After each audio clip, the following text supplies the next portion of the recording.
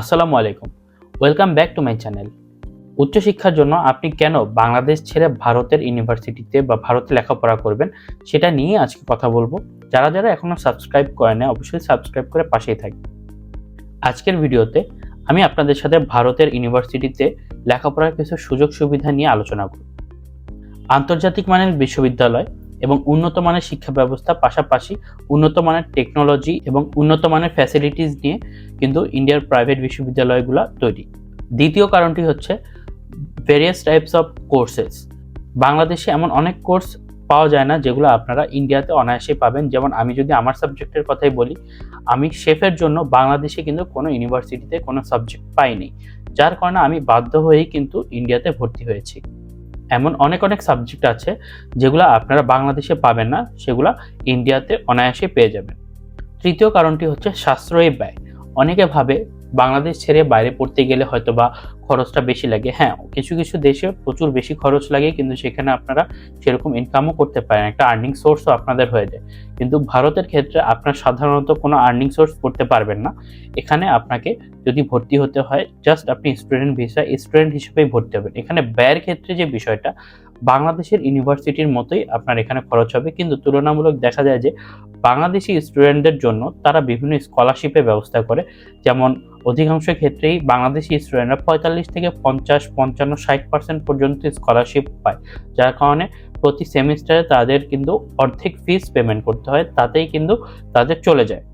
যদি আমি আপনাদের একটা ধারণা দিই, সিএসসি ট্রিপলি এই দুই বড় সাবজেক্টের জন্য আনুমানিক আপনাকে খরচ করতে হবে 7 থেকে 9 লাখ টাকার ভিতরে বাংলাদেশি টাকা। যদি অন্যান্য সাবজেক্টের ক্ষেত্রে যদি বলি, তাহলে আনুমানিক 3 থেকে 4 লাখ টাকার ভিতরে আপনার 4 বছর বা 3 বছরের অনার্স ডিগ্রি কমপ্লিট হয়ে যাবে।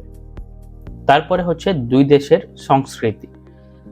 বলা যেতে পারে যে ভারত এবং বাংলাদেশের দুই দেশের সংস্কৃতি আহামরি কোনো পার্থক্য নেই, শুধুমাত্র কিছু ক্ষেত্রে কালচারাল কিছু ভিন্নতা থাকে, কিন্তু একজন বাংলাদেশি স্টুডেন্টের ক্ষেত্রে সেই কালচার মানে ইন্ডিয়ার যে কালচারটা সেটা মানায় নেওয়া আহামরি কঠিন কিছু হবে না।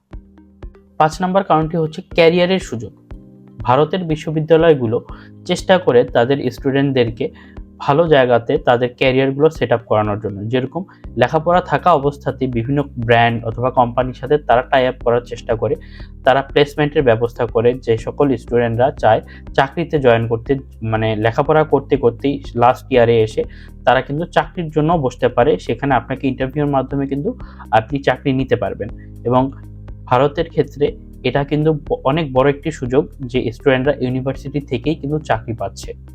এবং যদি আমি একটা প্যাকেজের কথা বলি, সর্বনিম্ন হলেও 4 থেকে 5 লাখ এরকম প্যাকেজ আনুমানিক তারা দিয়ে থাকে বছরে, 4 থেকে 5 লাখ টাকা। এর পাশাপাশি ক্যারিয়ারের জন্য আপনি ইন্ডিয়াতে লেখাপড়া করতে কিন্তু আপনার যে ভার্সিটি, সেই ভার্সিটির মাধ্যমে ইন্ডিয়ার বাইরেও কিন্তু আপনি লেখাপড়ার জন্য যেতে পারেন। যেমন কিছু প্রোগ্রাম আছে, সেমিস্টার এক্সচেঞ্জ প্রোগ্রাম, সেখানে আপনি 1 সেমিস্টার অথবা 2 সেমিস্টারের জন্য বিভিন্ন দেশে, যেরকম আমি যদি আমার ইউনিভার্সিটির কথা বলি, অস্ট্রেলিয়া, ইতালি, জার্মানি, পাশাপাশি আরও কিছু দেশ আছে যেগুলো আমার এখন মনে নেই, এই দেশগুলোতে আপনারা 6 মাসের জন্য বা 1 বছরের জন্য যেতে পারবেন। কিন্তু এটা ইউনিভার্সিটি অনুযায়ী ভিন্ন হয়ে থাকতে পারে।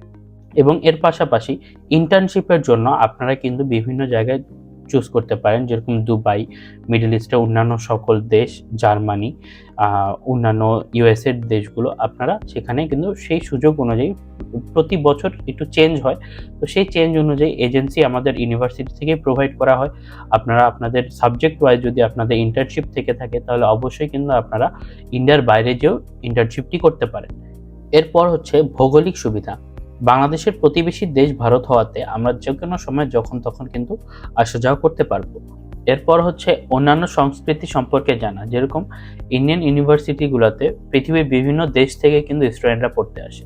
তো আপনারা চাইলে অন্যান্য স্টুডেন্টদের থেকে তাদের সংস্কৃতি এবং তাদের অন্যান্য বিষয়গুলো সম্পর্কেও কিন্তু জানতে পারবেন, শিখতে পারবেন, যেটা আপনাদের দেখা যাচ্ছে এক্সট্রা কারিকুলাম অ্যাক্টিভিটির জন্য অনেক বেশি হেল্প করবে। এরপর হচ্ছে পরিচিতি নেটওয়ার্ক বৃদ্ধি পাওয়া। যেমন হচ্ছে আপনি যদি ইন্ডিয়ান ইউনিভার্সিটিতে পড়তে থাকেন, আপনার ইন্ডিয়ান ফ্রেন্ড সার্কেল হবে বা অন্যান্য আরও দেশের ফ্রেন্ড সার্কেল হবে। এর মাধ্যমে আপনার যে একটা নেটওয়ার্কিং তৈরি হবে আপনার চাকরির ক্ষেত্রে, ব্যবসার ক্ষেত্রে বা আপনার ক্যারিয়ারের ক্ষেত্রে, যে সকল নেটওয়ার্ক তৈরি হবে সেটা আপনাকে কিন্তু ভবিষ্যতে আরও বেশি হেল্প করবে। এবং লাস্ট যে সুবিধাটি হচ্ছে ভিসার সুবিধা, যেরকম আপনারা চাইলেই কিন্তু বাংলাদেশ থেকে ইন্ডিয়ার যে ভিসা, স্টুডেন্ট ভিসা, সেটি অনায়াসে করতে পারেন।